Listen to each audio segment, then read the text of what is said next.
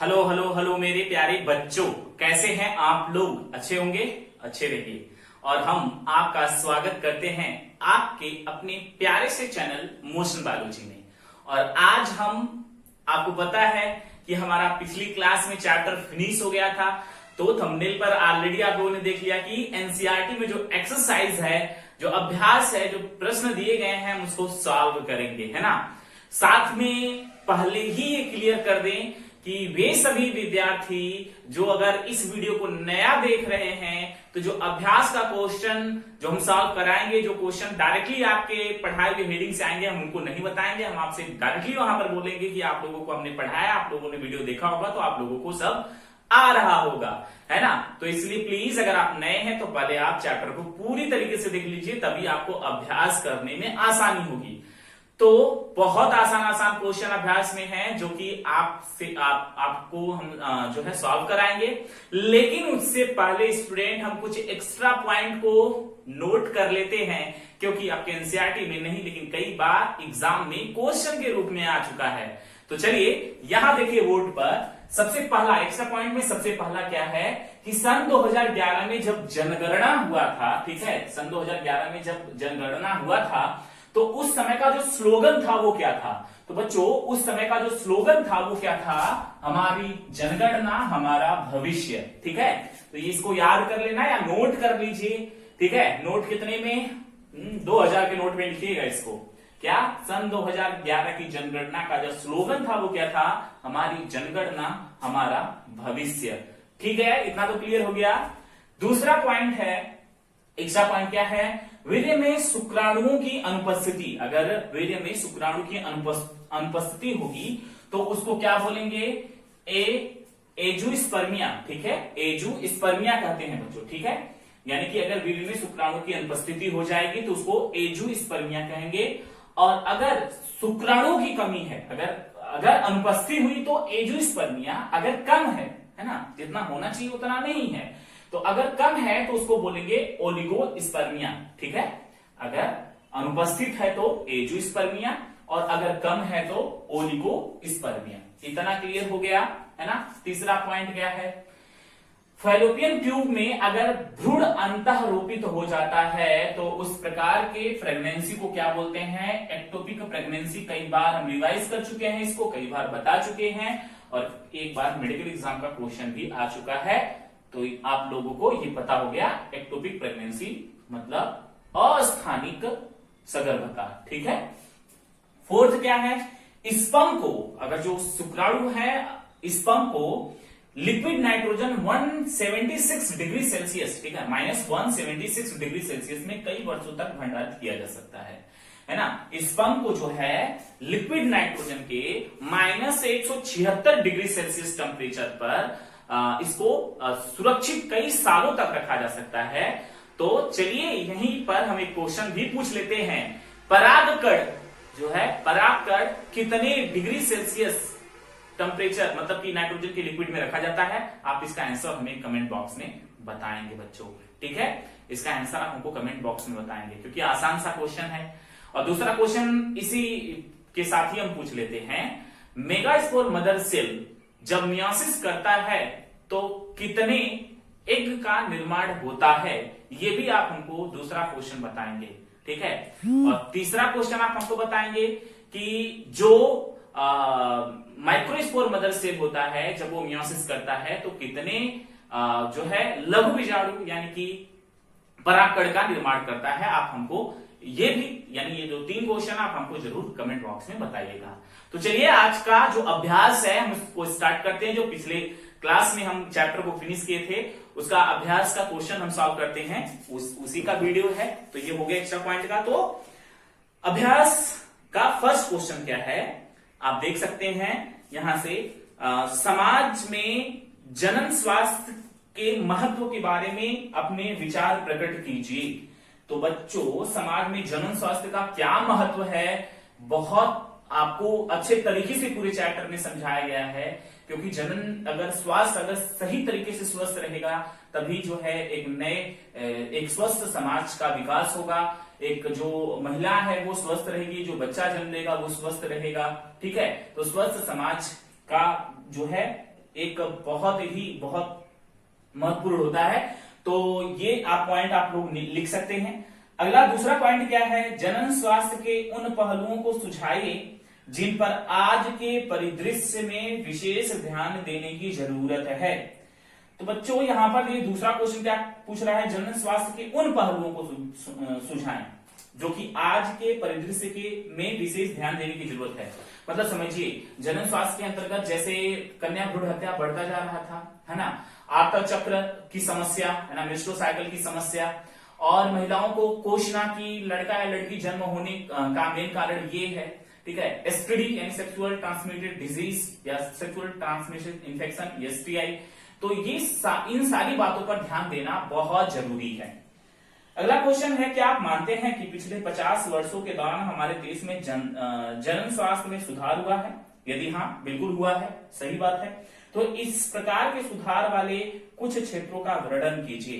तो बच्चों कौन कौन से सुधार, मतलब कि क्या क्या हुए हैं उसका आपको वर्णन करना है, और एक एक सिक्वेंसली बताया गया है, जिसमें परिवार नियोजन, परिवार कल्याण जो बाद में बदल गया, उसके बाद महिलाओं पर विशेष ध्यान दिया जाने लगा, जो गर्भवती महिला को फोलिक एसिड और अन्य प्रोटीन युक्त भोजन दिए जाने लगे मिड डे मील के थ्रू। तो ये इन सभी पर आप लोग इस पर लिख सकते हैं। जनसंख्या विस्फोट के कौन से कारण है, कई बार क्वेश्चन के रूप में हम आपसे पूछे हैं, आप लोग जानते हैं इसका आंसर, ठीक है। अगला क्वेश्चन है, क्या गर्भ निरोधकों का उपयोग न्योचित है? कारण बताइए।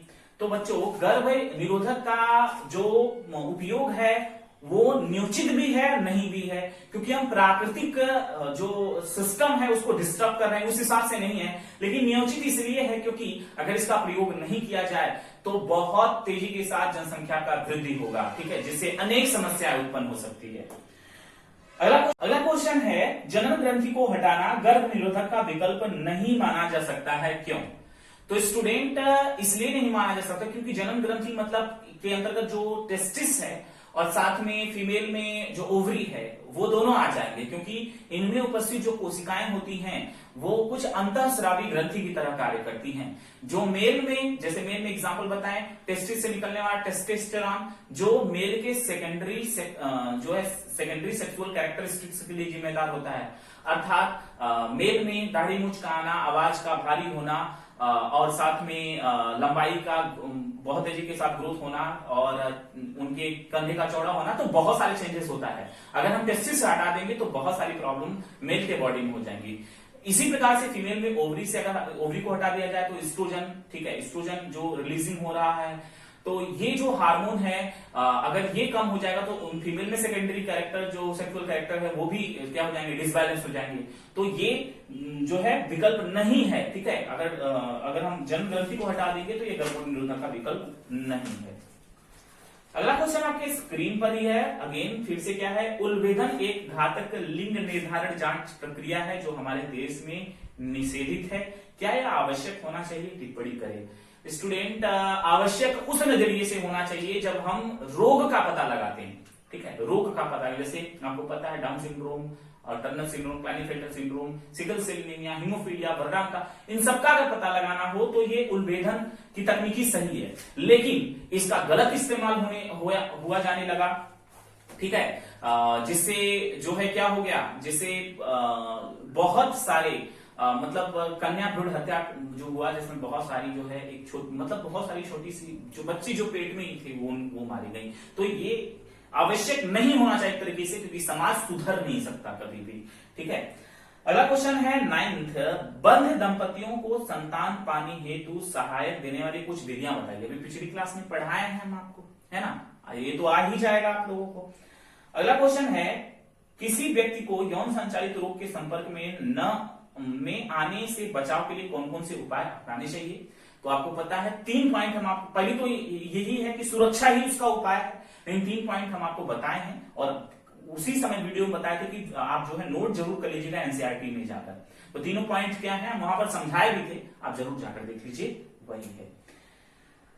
11 पॉइंट है, निम्न वाक्य सही है या गलत? व्याख्या सही बताएं। तो गर्भपात स्वतः भी हो सकता है, सही है या गलत है? तो बच्चों गर्भपात मिसकैरेज, इंग्लिश में इसको कहा जाता है मिसकैरेज, तो बिल्कुल हो सकता है। और ये कब हो सकता है? एसटीडी के केस में, एसटीडी मतलब सेक्सुअल ट्रांसमिटेड डिजीज के केस में, जब लक्षण जो है प्रदर्शित फीमेल में नहीं होता है, जब गंभीर हो जाता है तो स्वतः गर्भपात होने की संभावना बढ़ जाती है। दूसरा है बंधता की जीवनक्षम संतति न पैदा कर पाने की अयोग्यता को रूप में परिभाषित किया गया है, और यह सदैव स्त्री के असामान्यताओं दोषों के कारण होती है। बिल्कुल गलत है। इसमें स्त्री ही केवल जिम्मेदार नहीं है बंधता में, पुरुष भी जिम्मेदार होता है। ठीक है, कई विधियां हो सकती हैं, जैसे कई कारण हो सकते हैं, जैसे स्पर्म का काउंटिंग कम हो जाना, फीमेल में सही समय पर एक ओव्यूलेशन नहीं होना, तो बहुत सारे कारण हो सकते हैं। तीसरा है एक प्राकृतिक गर्भ निरोधक उपाय के रूप में शिशु का पूर्ण रूप से स्तनपान कराना सहायक होता है। बिल्कुल सही है। अगर बच्चा है, जो शिशु है, अगर वो पूर्ण रूप से जो है मिल्क का सकिंग कर रहा है तो प्राकृतिक गर्भ निरोधक हो सकता है। निम्नलिखित कथनों को सही करें। चलिए करते हैं। गर्भ निरोध के शल्य क्रियात्मक उपाय युग्मक बनाने को रोकते हैं। बिल्कुल गलत है बच्चों, है ना? आप जो सोचा बिल्कुल गलत है। क्यों? क्योंकि गर्भ निरोधक में जो शल्य क्रिया का मतलब कि वही जो है बंधकरण की बात कर रहा है, मतलब वेस्कोटॉमी और ट्यूबिकोटॉमी। तो वेस्कोटॉमी और ट्यूबिकोटॉमी में क्या होता है, काट कर अलग किया जाता है। स्पर्म और ओवम तो बनते हैं, लेकिन बच्चों वो संचारित तो नहीं होते हैं। तो यहां पर ये पॉइंट जो लिखा है शल्य क्रियात्मक में क्रियात्मक उपाय युग्मक बनाने को रोकता है, तो युग्मक तो बनता है ना, संचारित नहीं होता है, तो बिल्कुल ये गलत है। ठीक है, अब उसके बाद सभी प्रश्नों के यौन संचारित रोग पूरी तरह से उपचार योग्य हैं। सभी प्रकार के यौन संचारित रोग पूरी तरह से उपचार योग्य हैं। बिल्कुल गलत है बच्चों, क्योंकि पिछली क्लास में हम पढ़े हैं एड्स है, हेपेटाइटिस बी है, और उसके साथ साथ उसके बाद जेनाइटल हर्पीज है। ये पूर्ण जो है उपचारित नहीं है। ग्रामीण महिलाओं के बीच गर्भ निरोधक के रूप में गोलियां यानी पिल्स बहुत अधिक लोकप्रिय है। बिल्कुल सही है, ये बहुत ही अधिक लोकप्रिय दवा है। ईटी मतलब एम्ब्रियो ट्रांसफर तकनीकी में भ्रूण को सदैव गर्भाशय में स्थानांतरित किया जाता है। बिल्कुल सही है। एम्ब्रियो है तो उसको भ्रूण में ही एम्ब्रियो है तो उस एम्ब्रियो की हिंदी होती है भ्रूण, तो एम्ब्रियो है तो उसको गर्भाशय में ही स्थानांतरित किया जाता है। तो इस चैप्टर का ये लास्ट क्वेश्चन था स्टूडेंट। आई होप सो आप लोगों को बिल्कुल सही तरीके से समझ में आया होगा। अगर आप सिंसियरली अगर पूरे वीडियो को ध्यान से देखे होंगे, पूरे लेक्चर को बड़े ध्यान से पढ़े होंगे, नोट्स बनाए होंगे, तो अभ्यास में जो बताए गए प्रश्न हैं, जो थे प्रश्न, उसमें आपको कोई भी प्रॉब्लम नहीं होगी या नहीं होनी चाहिए, है ना। वैसे भी हम डिस्कस भी कर लिए, तो कोई दिक्कत नहीं होनी चाहिए। तो आप लोगों को सब कुछ पता चल गया। तो आज की क्लास यहीं तक है स्टूडेंट। नेक्स्ट क्लास में आपको पता है कि हम क्वेश्चन आंसर की सीरीज स्टार्ट करने वाले हैं, आने वाला है। और इस बार बहुत सारे स्टूडेंट जो हिंदी मीडियम के स्टूडेंट हैं, उनका कहना है कि सर आप इंग्लिश में करा रहे हैं, थोड़ी सी प्रॉब्लम हो रही है, आप हिंदी का भी कराइए। तो हम बता देना चाहते हैं कि जो नेक्स्ट मतलब कल जो है दूसरे चैप्टर का, पहले चैप्टर में मैक्सिमम हम करा दिए हैं, तो इसलिए दूसरे चैप्टर का जो हिंदी में पूछा गया क्वेश्चन है, पिछले वर्षों में पूछा गया क्वेश्चन जो है, हम उसका जो है क्वेश्चन आंसर की सीरीज जो है शनिवार यानी सैटरडे को, मतलब कल के दिन जो है लाएंगे। तो आप लोग दूसरा चैप्टर पूरी तरीके से फिर से प्रिपेयर कर लीजिएगा, हम चेक करेंगे आपका नॉलेज, है ना। तो स्टूडेंट आज की क्लास यहीं तक समाप्त करते हैं, और क्लास यहीं पर समाप्त करने के साथ साथ हम आपको पहले ही ये क्लियर कर देना चाहते हैं कि अगर आप लोगों ने नोट्स कंप्लीट नहीं किया तो टेलीग्राम चैनल पर चले जाइए, डिस्क्रिप्शन में लिंक है, या फिर टेलीग्राम ऐप डाउनलोड करके वहां पर चले जाकर मोशन बायोलॉजी सर्च करेंगे, आपको वहां पर 4 चैप्टर का पीडीएफ मिल जाएगा। अगले चैप्टर यानी अगले यूनिट की जब शुरुआत करेंगे तो हम वहां पर बता देंगे आपको। और उसके साथ ही आप सभी स्टूडेंट से रिक्वेस्ट है कि जो पिछले चैप्टर कंप्लीट किए गए हैं, ये यूनिट आज पूरी तरीके से समाप्त हुई। 1 यूनिट खत्म हो गया है, 3 यूनिट और बाकी है, तो 1 यूनिट समाप्त हो गया। धीरे धीरे करके हम जो है अपनी बायोलॉजी को फिनिश करेंगे। ठीक है, अब नेक्स्ट यूनिट की तरफ मूव ऑन करेंगे अगले जब हम क्लास स्टार्ट करेंगे तो। और आप लोगों को कितना समझ में आता है आप जरूर कमेंट बॉक्स में बताइए कि सर समझ में आता है। कहीं पर अगर इंप्रूव करने की जरूरत है तो ये भी बता दीजिए, सर अगर ये काम ऐसे हो जाता तो सही रहता। तो अगर आप बताएंगे तो आपके सुझाव को हम जरूर कंसिडर करेंगे और अप्लाई करने की कोशिश करेंगे अगर जेन्युइन रहा तो। ठीक है। तो प्लीज अगर आपको लगता है कि नहीं सर आप थोड़ा सा इस तरीके से समझाएं, थोड़ा सा इस तरीके से बताएं, तो हम वो कोशिश करेंगे। आप जरूर कमेंट बॉक्स में अपनी राय दीजिएगा, क्योंकि आपका राय अगर मिलेगा तो फिर और भी हम अच्छा होंगे, क्योंकि एक हमारा परिवार है, एक छोटा सा परिवार जिसको हम बड़ा बनाने की कोशिश कर रहे हैं। और हर दिन 2, 4, 5, 10 बच्चे हर दिन ऐड होते हैं, जो आप लोगों को ऑलरेडी पता है। तो अगर आपको वीडियो पसंद आ रहा हो, पढ़ाने का तरीका पसंद आ रहा हो, तो जरूर कमेंट बॉक्स में बताइएगा। कहीं कमी हो तो वो भी बताइएगा, और साथ में लाइक करिए, शेयर करिए अपने दोस्तों के साथ, क्योंकि बहुत जरूरी है। क्योंकि आपको पता है कॉलेज जो है 15 अगस्त के बाद ही खुलेंगे, और 15 अगस्त के बाद खुलेंगे भी या फिर और कितना लेट होने वाला है। तो प्लीज आप उनका हेल्प कर दीजिए, ठीक है। हेल्प कर देंगे तो आपका ही भला होगा, उससे आपका कोई नुकसान नहीं है। आप पढ़ लेंगे, थोड़ा सा वो भी पढ़ लेंगे, उनका भी हेल्प हो जाएगा। इस समय सारे लोग परेशान हैं, तो वही चीज है कि उनको पढ़ने के लिए आप थोड़ा सा उनको शेयर कर दीजिए, बता दीजिए कि अपने कोर्स को कंप्लीट कर लें। और अगर आप नए हैं तो पहले ही बता दें कि 4 चैप्टर कंप्लीट हुआ, ये एक यूनिट कंप्लीट हो गई, आप उसको पूरा कंप्लीट कर लीजिए। और अगले चैप्टर की तरफ मूव ऑन करते हैं। साथ में सभी लोग लाइक कर दीजिए, क्योंकि मोटिवेशन मिलता है। शेयर करिए, अगेन फिर बता रहे हैं, अपने दोस्तों के साथ, व्हाट्सएप पे, फेसबुक पे, जहां भी आपको रहे वहां पर आप शेयर कर दीजिए, ताकि वो सब आकर पढ़ सके। और साथ में अगर नए हैं तो सब्सक्राइब करके बेल आइकन को प्रेस कर दीजिए। तो बच्चों, आज की क्लास यहीं पर समाप्त होती है। बहुत बोलते हैं ना हम हाँ, बहुत बोलते हैं, बोलना पड़ता है क्योंकि बहुत ज्यादा कोई बात नहीं। चलिए, thank you so much, thanks for watching all of you.